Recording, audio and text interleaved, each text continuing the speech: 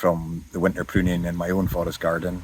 I have lots of scion wood of different varieties which we're going to graft onto the trees we have here at Bunloit, so that we can multiply the number of varieties we have, and so spread out the cropping of fruit, and also to benefit pollination between trees as well. We're going to graft a green gauge scion wood onto a damson. We're going to graft onto this bit here.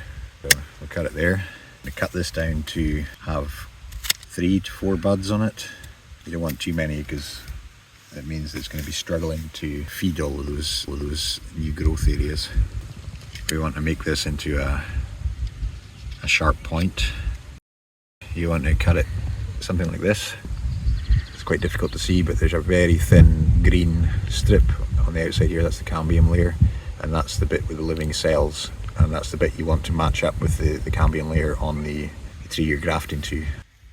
A slot in there, and if they're not perfectly the right size, you can skew it a little bit so that there is contact. This one's a pretty good match, and this will stop it from losing moisture and drying out.